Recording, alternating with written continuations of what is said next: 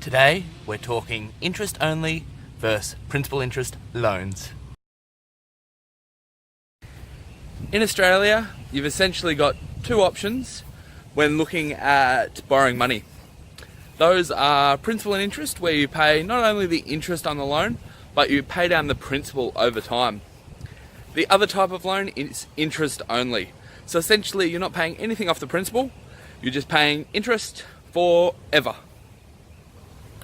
Now, there's certainly pros and cons to both. During the big booms, where negative gearing was a big thing, people were locking in interest-only loans. So essentially only paying the interest off the property for indefinite. Now, there's obviously minor tax advantages to this if you're paying interest only, and also your repayments are a lot less. So as far as cash flow goes, you're not chewing into your cash flow as you're only paying interest only, and that way the rental income you're generating is off putting that interest, and your out-of-pocket expenses are considerably less than if you, not considerably less, are slightly less than if you're paying principal and interest in the beginning of the loan. Whereas if you're paying principal and interest, you are paying higher payments to the bank, but you're also paying off that loan over time. From a tax perspective, for the first 2, 3, 4, 5 years, your tax write-off is essentially the same. You're not going to pay off too much principal in those first few years. So you've got those interest payments which you can claim back against your taxable income at the moment, while negative gearing is still a thing. You do have those off-puts. The big negative I see of interest only versus principal and interest is an interest only loan. Those interest payments you will pay indefinitely, as you're not actually paying down the principal mortgage.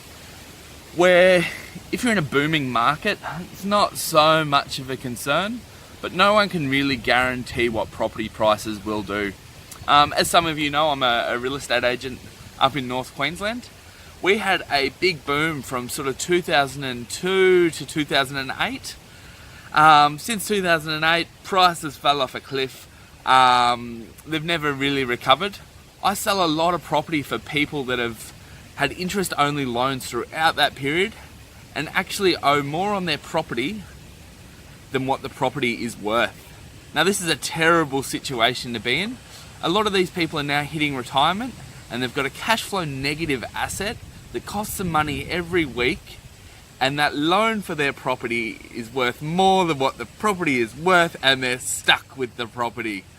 They've really only got two options. They either need to put their own capital into the loan to sell the property and cover the shortfall, or they need to hold on to it indefinitely.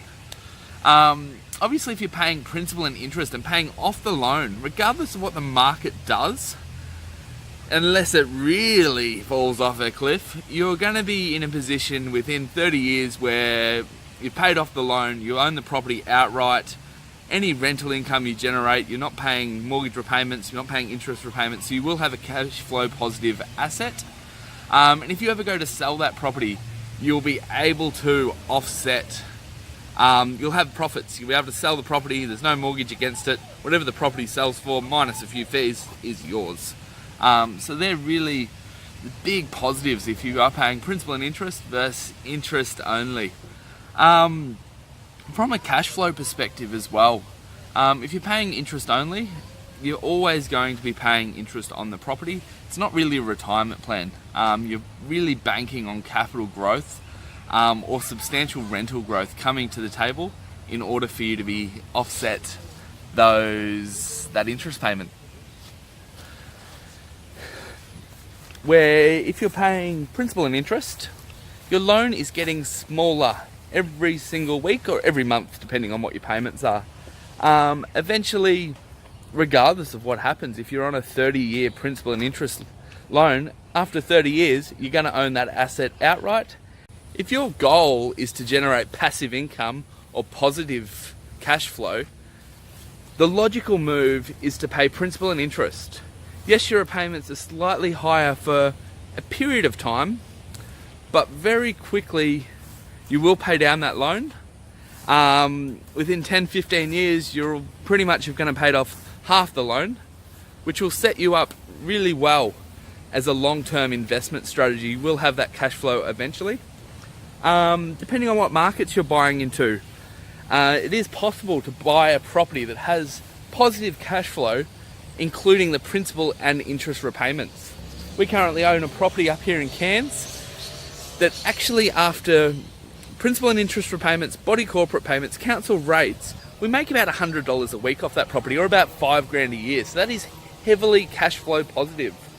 Eventually, once we pay off the loan for that property, not even taking into account any future rental growth, that property will generate us about $250 a week rental positive income, passive income, $250 a week, $1,000 a month, which is, as a long-term plan, a great way to subsidize my income into the future. So if we are looking at passive income, if we are looking at positive cash flow, I strongly recommend paying principal and interest versus interest only, as it will set you up into the future.